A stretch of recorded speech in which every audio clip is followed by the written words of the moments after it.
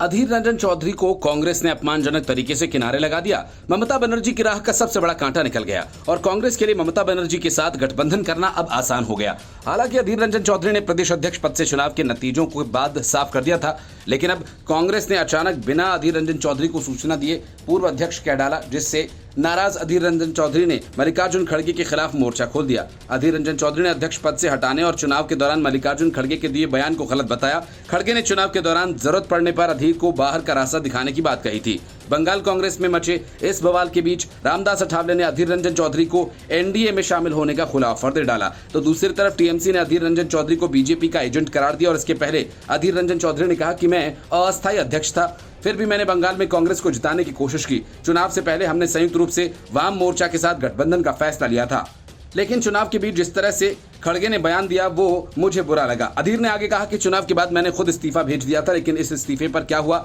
इसके बारे में मुझे कोई जानकारी नहीं दी गई। अधीर के मुताबिक जब बंगाल कांग्रेस के नेताओं ने दिल्ली में मेरी अध्यक्षता में बैठक बुलाई तो मुझे इस बैठक में पूर्व अध्यक्ष बताया गया।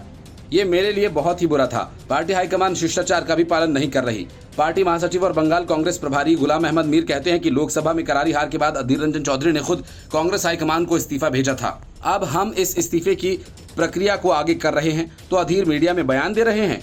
उनके मुताबिक बंगाल को लेकर कांग्रेस हाईकमान गंभीर है। अधीर की अध्यक्षता में कांग्रेस चुनाव नहीं जीत पाई। अधीर खुद अपने गढ़ में हार गए। आप लोगों ने उन्हें हटाए जाने की सूचना क्यों नहीं दी? के जवाब में मीर कहते हैं कि अधीर खुद जानते हैं कि कांग्रेस के अध्यक्ष बदलने की प्रक्रिया चल रही है और फिर जिस तरह से बयान दे रहे हैं उसमें मेरे पास कहने के लिए कुछ नहीं। परिणाम आने के बाद से शांत पड़े अधीर रंजन चौधरी अचानक से बागी मूड में आ गए और कई वजह इसकी मानी जा रही है। पहला तो यह कि अधीर रंजन चौधरी के समर्थकों का कहना है कि सोमेन मित्रा के निधन के बाद कांग्रेस की कमान दी गई। उस वक्त पार्टी बंगाल विधानसभा में दूसरे नंबर पर थी, लेकिन चुनाव से पहले हाईकमान ने बंगाल को लेकर कोई सख्त स्टैंड नहीं लिया। 2021 के बंगाल विधानसभा और 2024 के लोकसभा चुनाव में कांग्रेस लड़ी तो ममता बनर्जी से अलग, लेकिन ये जमीन पर नहीं दिखी।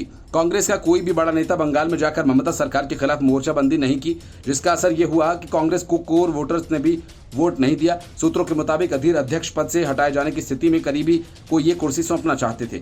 हालांकि पार्टी हाईकमान ऐसे नेता को अध्यक्ष बनाना चाहती है जो ममता बनर्जी की पार्टी के साथ भी कोऑर्डिनेट कर सके। कांग्रेस की नीति बंगाल में भी गठबंधन आगे बढ़ाने की है। दूसरी तरफ अधीर एकला चलो या लेफ्ट मोर्चा के साथ ही गठबंधन में रहो की नीति की पैरवी कर रहे हैं। अधीर रंजन चौधरी वर्तमान में किसी पद पर नहीं है। बंगाल में उनके हाथ से पार्टी की कमान छिन जाने के बाद उनके आगे की राजनीति आसान नहीं होगी। खासकर तृणमूल के साथ कांग्रेस का गठबंधन होता है तब अधीर रंजन चौधरी को और भी मुश्किलों का सामना करना पड़ेगा। Bureau report, news of India.